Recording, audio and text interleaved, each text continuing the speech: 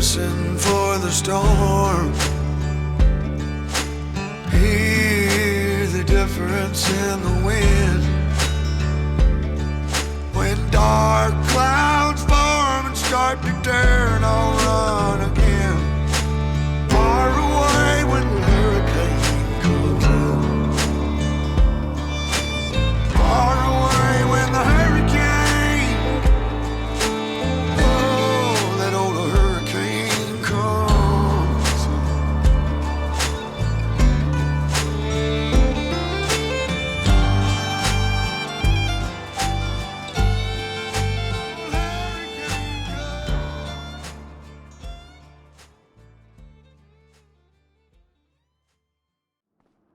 Hello everyone, I'm FARMERSIM and welcome back to Delta South Grain and Harvest. I hope you're keeping well and having a brilliant day. So we'll start off there by filling the dog bowl up, even though he didn't look like he'd eaten much that I'd given him the night before.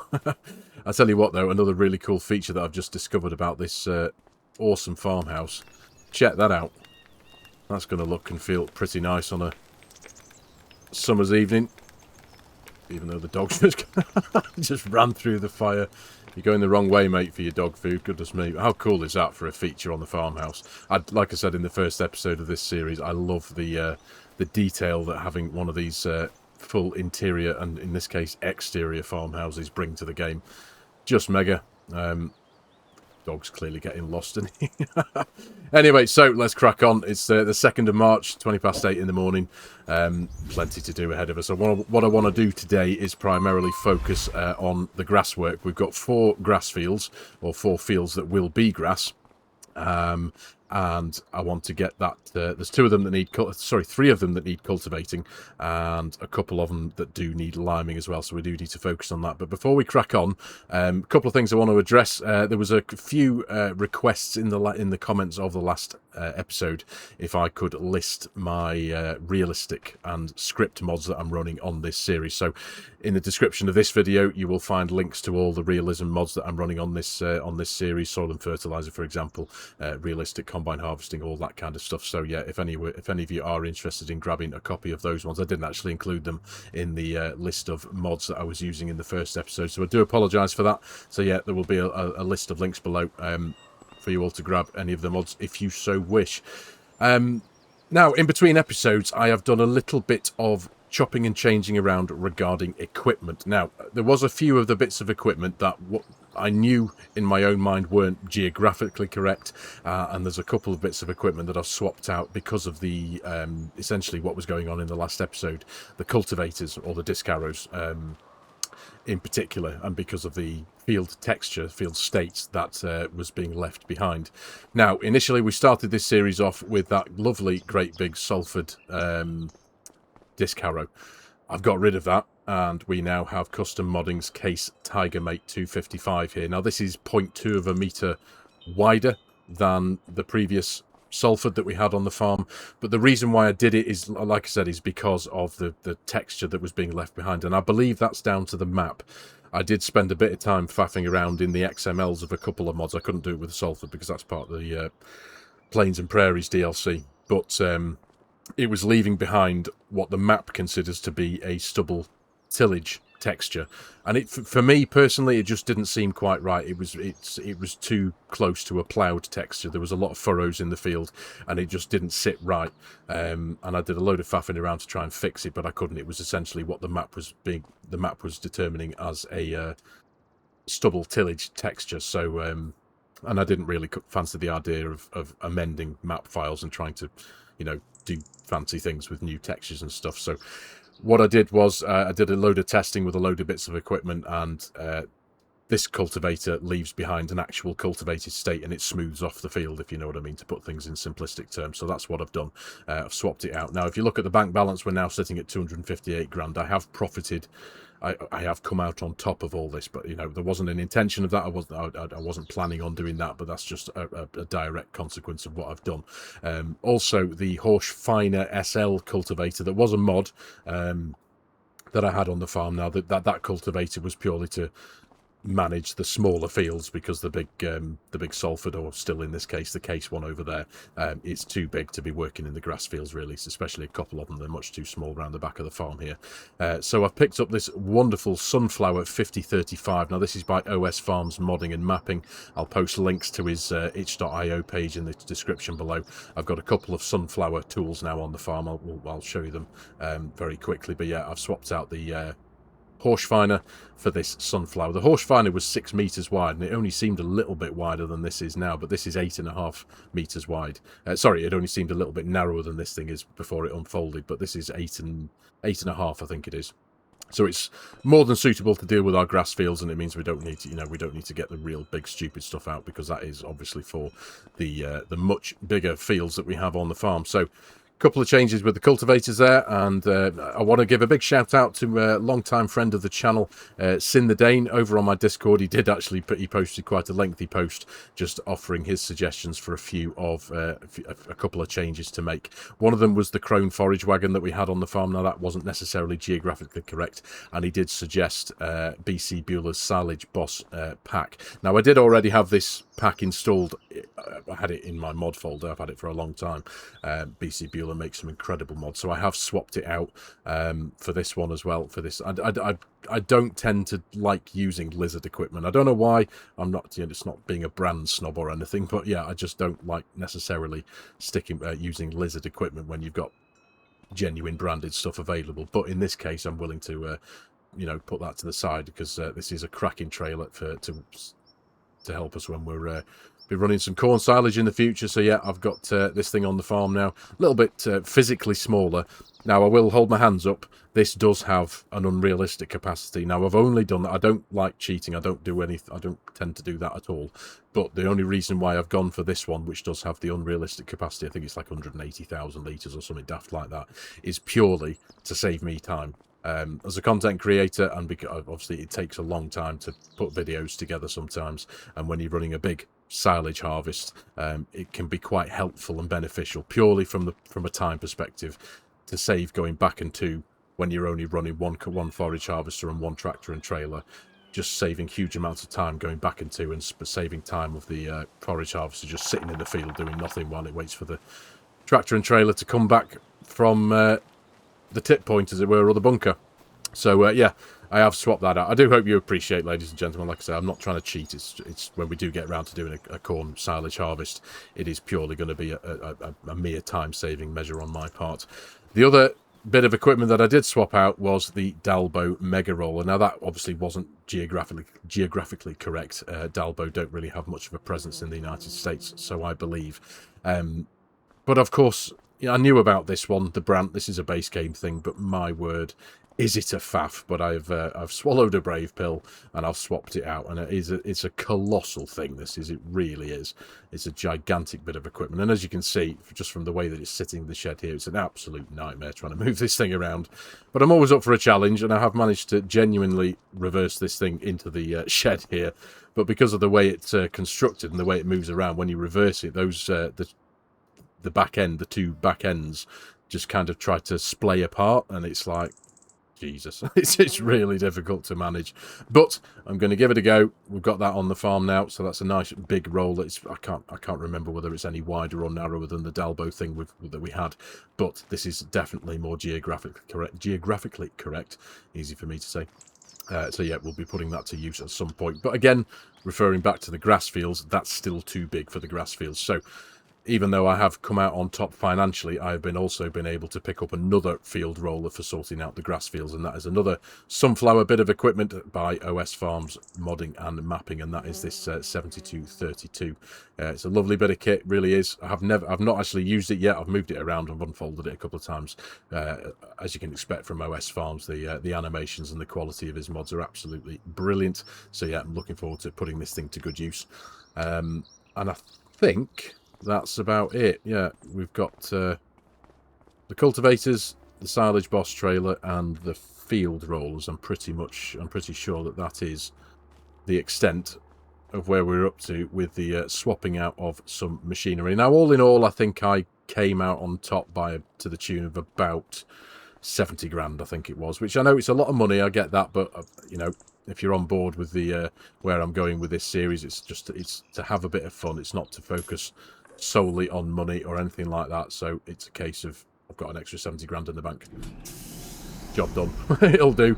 I may well invest that into a bit more land in the near future, so that I'm not necessarily just sitting on piles of cash. But yeah, for now, we've got an extra few grand in the bank. So let's just wait for this thing to warm up a bit before I get a telling off advanced damage system. But yeah, like I say, I will post links in the video description below to all of the realistic script mods that I'm running on this series. Like I say, there was a few requests in the comments of the last couple of episodes, so I'll compile that together before I upload this one to YouTube.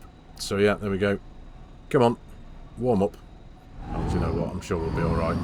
We will be putting this tractor to use as well in the near future, hopefully today, because we'll be using this tractor to drill the grass, using that lovely little case drill that we had parked back in the shed there next to the sunflower field roller. So I think we'll just pull this back here for now. That'll do. That will do just fine. Turn you off, because we're not going to need you for a wee while. Let's jump out. And what I'd like to try and do is get using my 260 CVX over here. I mean, it's a heck of a garage, isn't it? Let's be honest, folks. Having a garage like this, a shed like this, full of such awesome big equipment is great. And as much as it would be great to jump in some of the big horses, I think I'm hoping that this one is going to cope relatively well with the cultivator. The smaller of the two cultivators, anyway. So, yeah, let's... I don't think this has actually got a key. Has it? To turn... Oh, yes, it has. It's over here, isn't it? Silly boy. It's around there. There we go. Right, so... do you know what? I'm not going to wait for it to warm up. I'm just going to slowly creep. Hopefully shouldn't get a telling off from ADS, but you know what I mean. This is the right thing to do, to sit there for a moment or two and let it heat up, but I'm not flooring it and I'm not putting it under loads of load, so hopefully it should be alright. There you go. Just helped it warm up a little bit quicker, hasn't it? But yeah, I'm hoping that this thing should cope with using this 5035, I hope. The 5035 requires 250 horsepower, if I remember correctly, and the 260 CVX here has just north of 300. Now, one of the recommendations that Sin did put in his post over on my Discord was that this particular tractor doesn't necessarily suit this farm geographically, and I knew that from the start, especially because of the Euro signs. Now, there's not that many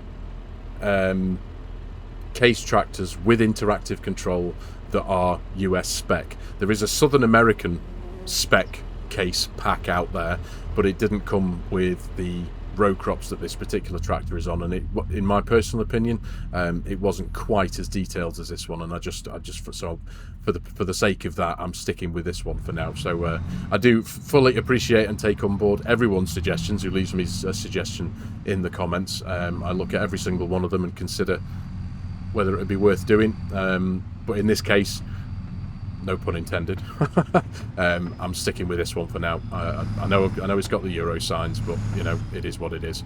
So anyway, right, so let's crack on with a bit of work. Like I say, we need to sort out these we've got two slightly larger grass fields here that we need to get cultivated. Sorry, because they're not grass fields yet, they are a harvested crop of, I think, long grain rice. So I'm just hoping that the case here copes relatively well with this sunflower cultivator and doesn't slow down too much. So yeah, let's pull ourselves into the field in the hope that it doesn't get dragged down too badly by it. There we are. Right. Get this thing unfolded. Well, there was a bit of lag, bit of FPS drop there for some reason. Again, I only experienced it now, but if I bring it up, there you go. Just to, again, I mentioned in the last episode that I'm a right nerd for FPS, but and I noticed it straight away. But you turn around and smooth as butter. As soon as I turn back towards, just look towards the farm that way, it just drops to that one or two FPS, which does. Well, I recognise it and it annoys the hell out of me. Anyway, right, so this definitely works, though. I've put this to the test. What am I doing there? There we go. Oh, good stuff. Looks like it's coping with it just fine. So, yeah, I think I'm going to... let's jump in cab. Where's my radio? Let's put some music on here, and I'm going to throw this whole job into a bit of a time lapse. So I'll crack on here, and I'll see you soon.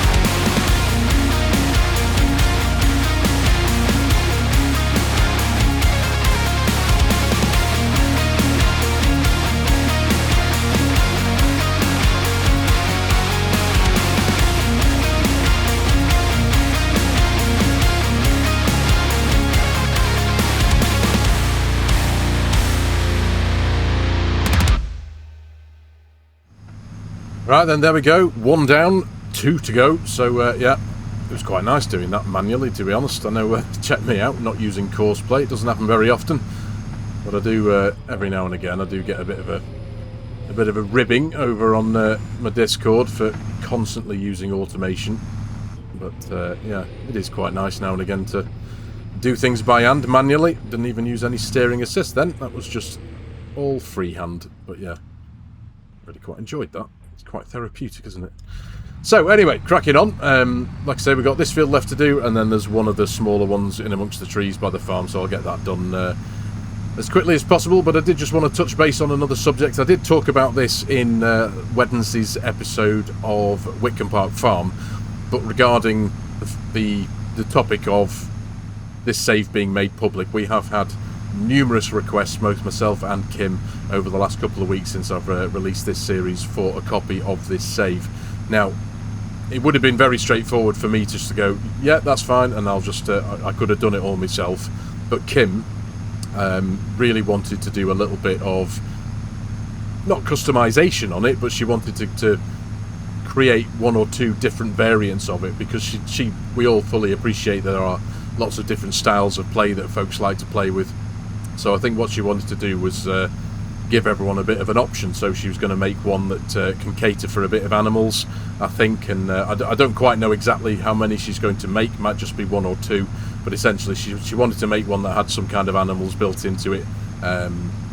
So I sent her a copy of this save game that had all the big fields to start off with before I started recording this series. And so yeah, so hopefully in the near future, I can't say exactly when, because I did say in that Whitcomb episode that Kim is currently on vacation, but she has taken the opportunity to be able to do something with it very recently. So it might not be too long. Again, I'm not putting any time pressure at all on Kim to do this. She's in a way volunteered to do this off her own back, so I'm so grateful for the time that she's already given me creating this save, but also to you wonderful folk as well in doing a bit of work on the side and making these save games public. Because this particular save, I know we've been guilty of doing this in the past, but having lots of save games that have MA7 assets on, for example, so we can't make them public, but yeah, they tend to be specialists in making European assets and buildings and placeables for maps. So with this being US, the opportunity was there to make something really, really cool, but also to potentially make it public as well. So that's what we're doing. But like I say, I'm not putting any time restraints or pressures on Kim at all. It'll be ready when it's ready. There's a lot to do to make a save public, you know, gather together all the mods and all that kind of stuff. But yeah, so hopefully very, very soon a copy of this save will be available on my Discord channel. So if you're not on my Discord already, the link will be in the video description below. If you are interested in getting a copy of this save, that is where you will get it, so you'll need to be on Discord to get a copy of it. But yeah, you're more than welcome. The link's in the video description below. Jump on board, come and say hello, and if you're on there, you will be the first people to know when it has been made available. I think Kim will be putting out an announcement to everyone when it's done. But yeah, if we do ask that you just ask for a little bit of patience. It'll be out when it's out. Like I say, I can't say exactly when, but possibly not too long. But we shall see. But yeah, if you want a copy, head on over there, come join the fun, and yeah, it will be announced when this save is available to the public. So anyway, I'm going to get cracking with this. Like I said, we got one done, 2 to go. So I'll get all this cultivating finished. The next job we need to get on with is running a bit of lime in. Again, I think we need to lime 2 or 3 of them, I think. One of them's alright, but a couple of them need a bit of topping up. So we'll what I'm looking forward to with that one is we're going to be jumping in our Magnum with the side tanks and the Best Way sprayer. That's the one we're going to use to spray the lime on these smaller grass fields. The big Case Patriot, of course, is set aside for spraying the really big fields. I think it's just a little bit. I mean, it would manage this field no problem at all. It'll get it done in minutes. But I think the Magnum and the Best Way sprayer are better suited, definitely to these ones, and definitely to the smaller 2 grass fields that we've got nestled in the trees, but the back of the farm there. So I'll get this cultivating done, and I'll pick you up in a bit when we're getting ready to top up with a bit of lime. Right, there we go. Cultivating done. Job well done, if I don't say so myself. Might need to. Goodness me, that was a proper FPS like that, wasn't it? Sorry to keep harping on about it, but there is something on this farm, and I don't know what it is in this area here, that is absolutely tanking the frames per second. I cannot explain what it is. Anyway. So yeah, time to get on with the liming now. Something else, a very small detail I forgot to pick up on and mention earlier on in the video was I did spend just over $8,000 on a couple of jet washers around the farm. So just to keep everything clean. I know we do have, one of the sheds does have a built-in jet washer, but I think it made perfect sense to spend a bit of money and get a couple of them dotted around the portable ones, that just the base game ones at like £4.5 I think they are. So yeah, we've got one in here somewhere, and we've also got one in the big shed where the combine harvesters and such are. So anyway, let's pull this in here. There we go. That'll do for now, I think. We'll just leave that as it is there for now. Lovely stuff. Nice. So yeah, time to get liming, and I'm looking forward to this one because we're going to be jumping in our Magnum with the side tanks. I was really keen, like I said in the first episode, I was really keen to use this particular tractor with these particular mods just because I felt it looked and felt perfect for this series and on this farm. So yeah, it is by Carl Farms, like I did mention in the first episode. But the only downside to it, in my humble opinion, is the fact that this one in particular, this 340 Magnum here, doesn't have the interactive control, which is a shame, but it is what it is. So let's just clamber in, merge through the door there. Right, and do you know what? It's got this like bobbing effect to it. There you go. Whether that's because of the side tanks, I mean they're empty, so I mean I suppose you'd maybe expect them to do that when they were full, but yeah, it does have a bit of a habit of, I suppose you could call it, of having this bobbing effect to it, but hey ho, it's alright. Right then, so I need to bring myself in here. Let's bring up the F1 menus. I should be able to just... Let's get the front tank filled up. There we go. Liquid lime, yep. Now, one really cool thing about this particular shed, this is, for anyone interested, this is the, I think it's called the Seed and Herbicide Shed by ASUS. It's on the Mod Hub. Again, I did post links to it in episode 1 for anyone who's interested in getting hold of these mods. Let's fill up the back tank as well there, the big one. That will give us the most quantity of lime. I'm pretty sure we're not going to need all of this, but thankfully, this shed does give you the opportunity to unload your stuff back into it as well if you don't need all of it, if you come back with a load in your tanks, which is great. Very handy to have, because otherwise you're just left with no option but just to unload it outside somewhere into an IBC and deal with it that way. But anyway, it's all good. So yeah, like I said before, we have 3 fields that we need to spray with lime. One of them being fields 123 and 124, which is this one in here. So we're going to go and get this one done first, and then back out to the 2 grass fields that we started out cultivating before. And what I do need to do is enable the automatic application rate. So Shift and L, if I remember correctly. There we are. Yep, nice. Got the auto application rate. pH level is relatively low on this field. Let's just jump in and see where we are in the soil and fertilizer.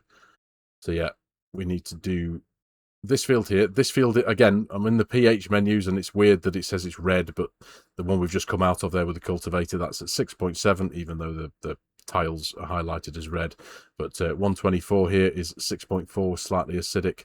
123, 6.5 optimal, and the little bit in between, which I'm not expecting to see any coloured tiles from. That's the bit that I kind of turned into a field myself, is slightly acidic as well. And then we've got these 2 down the bottom, slightly acidic and slightly acidic. So yeah, these we need to get working in these now. Turning on the automatic application rate was exactly what I wanted to do. I must admit, I've had differing results so far with soil and fertilizer, using it as I have been doing over on Whitcomb Park Farm and over here on Delaplane. Yeah, it's been a bit weird, but all I can do is apply automatic application rate. There we go. Look at that. It's already. Oh, I was just watching that bar at the bottom there, but it's now at 6.4. But it registers where the different areas of the field that you're in, doesn't it? So. There you go, I'm expecting it to go down here when we get towards the south of the field. But anyway, I did enjoy myself before, doing things manually by myself, so I think I'm going to do the same thing here again. Throw it into a bit of a time lapse and see how long it takes me to get these 3 fields done. So, stick some music on again, and I'll see you soon.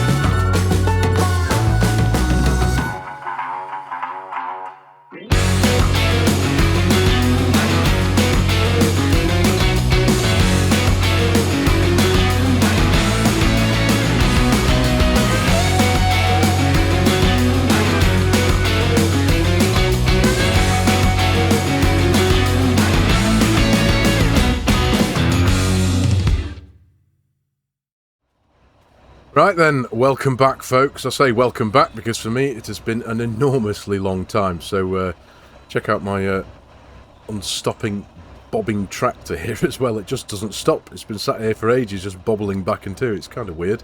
Can't seem to do anything about it, but hey ho. Like I said earlier on, I think it makes sense that if well, these are full of fluid, that you'd get that kind of physics once or twice maybe, but anyway, just pointing something out. So I have spent an enormous amount of time in this field particular. This is the little grass field that we've got at the back of the farm here. I cannot for love nor money get this north end of the field to be a good level of pH. There we go. If I jump into that exact piece of the field here, 123, we're still getting a poor soil quality. Of course, we still need to increase the nitrogen, the potassium, and the phosphorus. But the pH levels, it's still at 6.3, and it won't let me spray anymore. I'm convinced now that there's something not quite right with the compatibility with this map in particular and the soil and fertilizer mod. For example, if you look at the little map PDA in the bottom left-hand corner there, the strip that runs through the centre of the field, this is the area that I did create. Again, you'll see the difference when I jump into, if I stand in this area, it says field 175. That's the whole area of land that expands right the way across the map. It's the bit that you can buy for $0. It's this, that and the other. I've had this appear in my PDA when I was spraying. I'll overlay an image of it now, where it has turned green, and it looked great, tickety-boo. But then coming in and out of the game has then removed that green overlay from the PDA. It was really quite strange because I have had to come in and out of the game a couple of times. This is actually the next day onwards from when I was recording that time lapse. Then this is actually the next day because I did, like I said, I've spent quite a bit of time in this field in particular. I've made about, I think I want to say about 7 or 8 passes across this field in order to get it as green as I could. Along the way as well, I did get a puncture in this thing as well, which cost me $1,950, which was wonderful. But yeah, so in a field as well, there's nothing sharp in here. I don't, yeah. And to be fair, this tractor hasn't been used very much either as well, so it was a bit annoying that I got a puncture in it. I did actually get a puncture off camera making the last episode, but in a quad track of all things, and the quad track had only been... It was brand new. It was just like, you know, I know the tracks do wear in real life, especially if you rumble them up and down tarmac roads a lot, but after a couple of hours, a few minutes, of usage, to get a puncture in a vehicle that doesn't have any pneumatic tyres was a bit daft. But anyway, moving on from that. I did get, going back to the liming of this field, I did get the notification in the centre of the screen more than once that both of these fields 123 and 124, had received their optimal level of lime, which I found strange. But I've now got it to a point where even if I turn the sprayer on, it will no longer apply lime visibly from the nozzles, from the spray nozzles. So I don't think there's anything else I can do with it. It's really quite strange. So yeah, there's not much more I can do. But like I said, I think I am relatively convinced that there's something not quite right with the compatibility of soil and fertilizer and this particular map. And the reason why I say that is because the Delta South maps, by default, when you want to run them with the Giants Precision Farming, you do have to use Thundar's Precision Farming Configurator. So it's a relatively unique approach to using precision farming. You need this specific precision farming configurator mod. I can only assume that that is why this particular map doesn't necessarily fully play ball. For the most part, it seems fine. It genuinely does. All the other fields seem to be okay, but in a few fields, the patchiness of the PDA, the fact that at times, in fact, almost all of the time, I've had to come in and out of the game in order to write the PDA. And what I mean by that is, as I'm making the passes across the field, as I'm monitoring the PDA as I'm moving in the bottom left-hand corner, the PDA appears patchy. It's applying a new colour to the field when I'm applying it in that particular area of the field. But when you finished and you jump out into the PDA looks, you know, it's got different coloured lines all over it, essentially, to put it in simplistic terms. But then when you jump in and out of the out and back into the game, that's when the PDA kind of normalizes and finds itself, and then you get the full uniform green colour across the field, if that makes any sense. Do you know what I mean? So there's something not quite right. I'll show you what I mean while we possibly wait for this thing to warm up. Yeah, so let's jump into the PDA. So everything seems okay down here. Again, I've said this before, but I can't explain the stripy pattern we've got here, but the pH levels are optimal in that field, optimal in this field, and finally, in 123, we've got the south part of the field is at 6.5. That says optimal. We do still get readings for here, even though we've had green. I've had green appear in this section of the field, like I said before, when I was doing the actual passes. It's still at slightly acidic, and I can't increase that anymore at all. And then the very north of the field, the part that is field 123, we're at 6.3. So yeah, it's a difficult one, this, and I'm not going to give up on soil and fertilizer. I'm not going to change anything, but personally, I'm going to make the suggestion that if any of you out there are of the mindset that you would like to download this save game and play it for yourself when it's released over on my Discord, I'm going to recommend that you stick with precision farming. I mean, by all means, blow yourself away. If you want to use soil and fertilizer, by all means, go for it. But for some reason, like I say, I just don't think it works 100% as it should do, if that makes any sense. It works fine with the usual precision farming mod plus precision farming configurator. But yeah, and on top of that, I do know that in order to make the soil and fertilizer mod work absolutely correctly, you do need to patch the map that you're using it on with the soil layer installer. That is also a secondary download that you need to run. It's like an external little tiny bit of software that you need to run. It finds your save games and it finds the maps, and it patches. I think it creates its own bespoke soil layer in order for soil and fertilizer to work properly. Now, I've done that on this map, of course,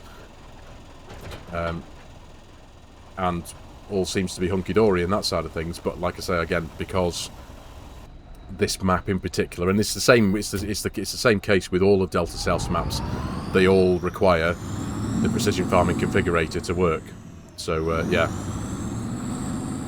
it might be a good, by all means, like I said, go for it. But if you want to save yourself a load of faffing around, maybe go for the standard precision farming.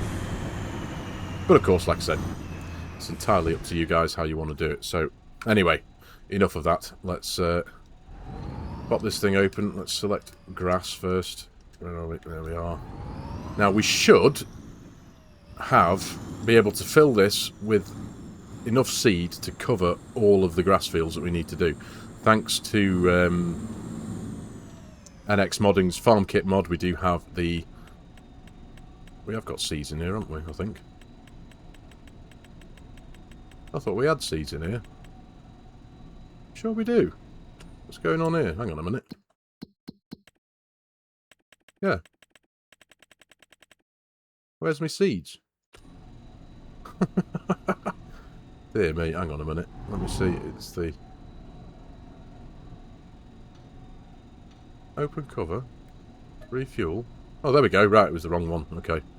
Good. You had me worried then. Goodness me. Right. Oh, no, we've only got 830 litres in this one. Right, okay. Yeah, fair enough. Right. So, yeah, we're not going to be able to... I hadn't factored in, of course, that this does hold a bit of fertiliser as well, so... Let's get that closed off. Anyway, right. Where am I going here? Which fields are we starting? Let's go back out to one of the larger ones here and get that done. So, come on, you. It's holding you up. I do have the more motor sounds mod running on this particular tractor, just to give it a unique sound.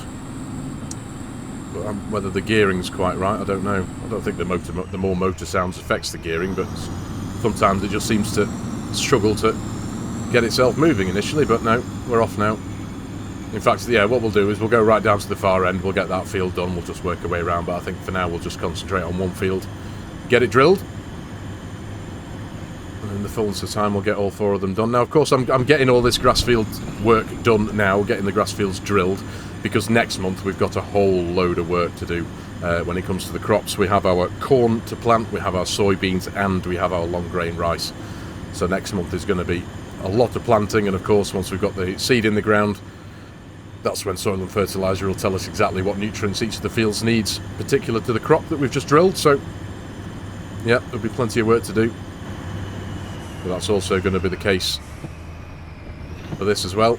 Once we've got the grass seed in the ground, we'll be able to find out exactly what nutrients we're going to need. So, let's get that lowered down. Lovely stuff. I don't think we need to turn it on, it's just on, isn't it? There we go. Right then, let's get cracking and get this drilled, and I'll see you in a bit.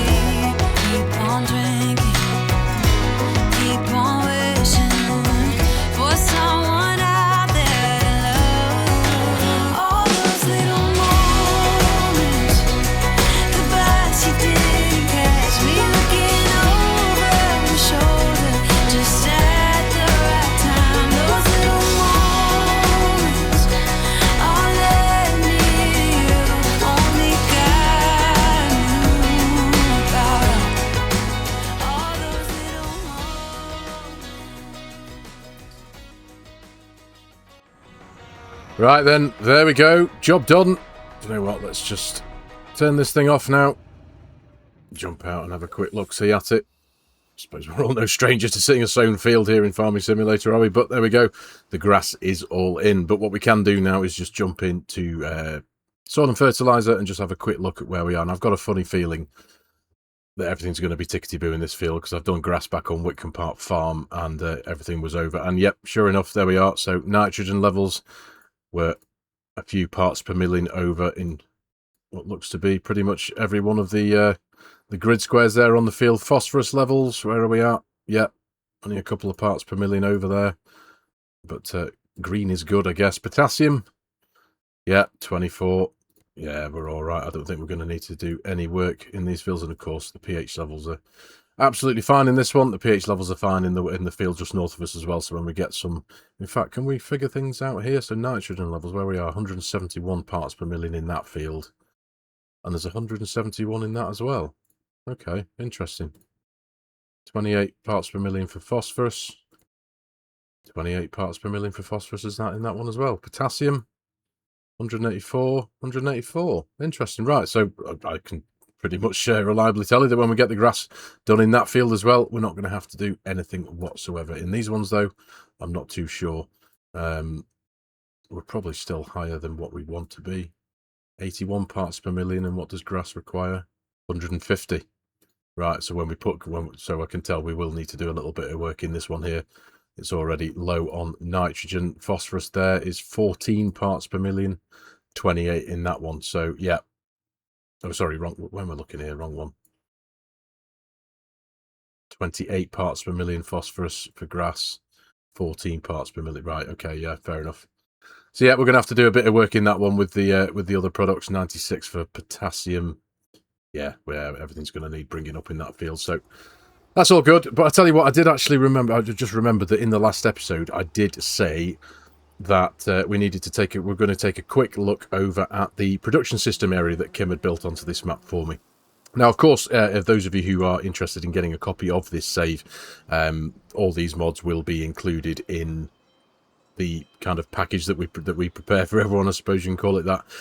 You will need all these mods if you want to have all these bits and bobs over here when you download the save. But what we've got over here, let's just take a quick look at it first. It's a pretty vast, sprawling area that she's spent a load of time creating. But yeah, so what have we got? We've got over here, we have our oil mill.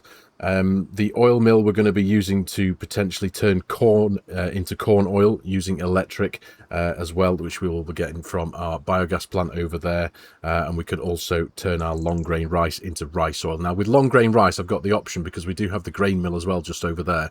The grain mill can turn rice into rice flour, but of the two products, rice flour and rice oil is by far the most valuable.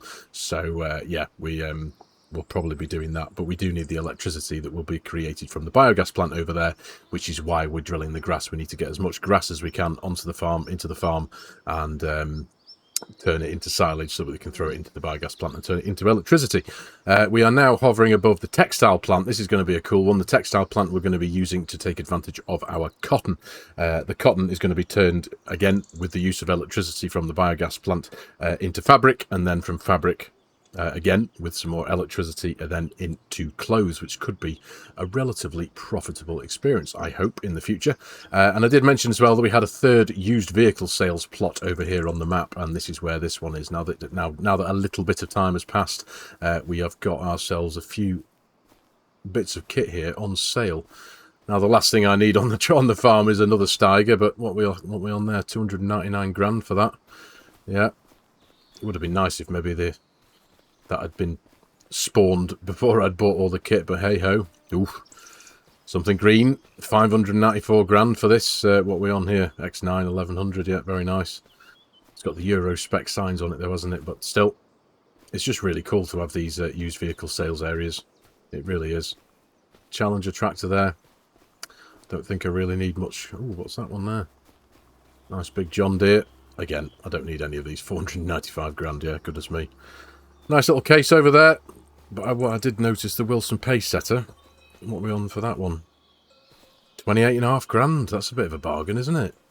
I did mention in the first episode that even though we do have our semi-trailer and Mack truck tractor unit at the front, we may well look to better that in the future, but I haven't even used it yet, so I don't really want to be replacing it until I've used it. But yeah, very nice, but yeah. It's all just shiny, nice equipment for now. I don't need any of it. And then over here, like I say, we've got the biogas plant. And then we have my bunker. Ooh, what's gone on there? That's a bit odd. It's missing half of its wall. Oh, I wonder, actually. Let me just try something. If I go into the construction menu, go to my bunkers, find this one, because I did do some amending with this. I did alter because you see how that's the rotation thing.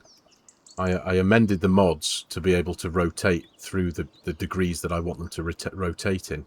Right, if I've done this, I've had this before on another map. So you see how that's missing the wall. If I'm not placing it, I'm not spending the money, but I just hover that over and then come out of the construction menu. There you go. That one's fixed that one. Then if I go back in again, get that one, and if I just get it to, I'm just getting it to click as they do when they join onto each other. I'm just getting it to click and then come out of the menu. There we go. Fixed. Yeah, so here's my bunkers. This is where I'm going to be throwing all my grass. Admittedly, there may be a little bit too many bunkers here for what I'm going to need, but still, it felt right with the size of the area that Kim had created with this build. It felt nice just to have a handful of really nice big bunkers on the in the area here. So that's all cool. And over here we have the grain mill and the... Which one's this one?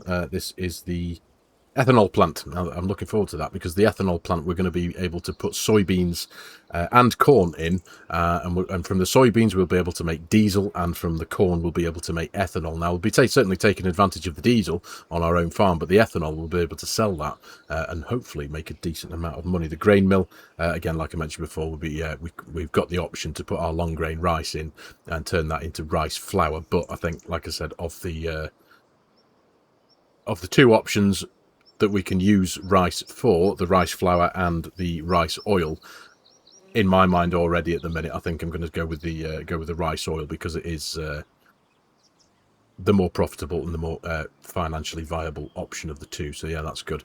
Now I am also hoping that in the near future some decent contracts start to appear, because as you can see, it's a 4x map. It's a sprawling map that feels of decent sizes.